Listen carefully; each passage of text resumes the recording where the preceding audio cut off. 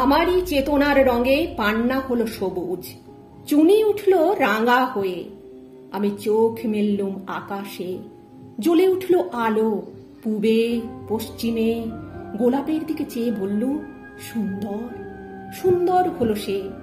তুমি বলবে এ যে তত্ত্ব কথা, এ কবির বাণী নয়। আমি বলবো এ সত্য, তাই এ কাব্য। এ আমার অহংকার, অহংকার সমস্ত মানুষের হয়ে। মানুষের অহংকার পটেই বিশ্বকর্মার বিশ্বশিল্প।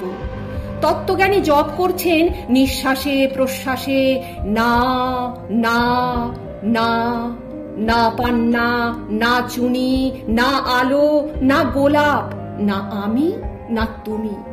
ওদিকে অসীম যিনি, তিনি স্বয়ং করেছেন সাধনা মানুষের সীমানায়, তাকেই বলে আমি। সেই আমির গহনে আলো আঁধারের ঘটল সঙ্গম। দেখা দিল রূপ, জেগে উঠল রস। না কখন ফুটে উঠে হলো হাঁ, মায়ায় মন্ত্রে রেখায় রঙে সুখে দুঃখে। একে বলো না তত্ত্ব। আমার মন হয়েছে পুলকিত।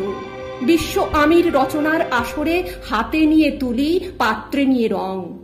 পণ্ডিত বলছেন বুড়ো চন্দ্রটা নিষ্ঠুর চতুর হাসি তার, মৃত্যুদূতের মতো গুঁড়ি মেরে আসছে সে পৃথিবীর পাঁজরের কাছে। একদিন দেবে চরম টান তার সাগরে পর্বতে, মর্তলোকে মহাকালের নতুন খাতায় পাতা জুড়ে নামবে একটা শূন্য। গিলে ফেলবে দিন রাতের জমা খরচ। মানুষের কীর্তি হারাবে অমরতার ভান, তার ইতিহাসে লেপে দেবে অনন্ত রাত্রির কালি। মানুষের যাবার দিনের চোখ বিশ্ব থেকে নিকিয়ে নেবে রং, মানুষের চাবার দিনের মন ছানিয়ে নেবে রস। শক্তির কম্পন চলবে আকাশে আকাশে, জ্বলবে না কোথাও আলো। বিনাহীন সভায় যন্ত্রীর আঙুল নাচবে, বাজবে না সুর। সেদিন কবিত্বহীন বিধাতা একা রবেন বসে নীলিমাহীন আকাশে, ব্যক্তিত্বহারা অস্তিত্বের গণিত তত্ত্ব নিয়ে। তখন বিরাট বিশ্বভুবনে দূরে দূরান্তে অনন্ত অসংখ্য লোকে লোকান্তরে এ বাণী ধ্বনিত হবে না কোনোখানেই, তুমি সুন্দর, আমি ভালোবাসি।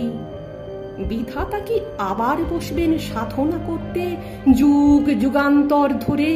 প্রলয় সন্ধ্যায় জপ করবেন, কথা কও কথা কও, বলবেন বলো তুমি সুন্দর, বলবেন বলো আমি ভালোবাসি।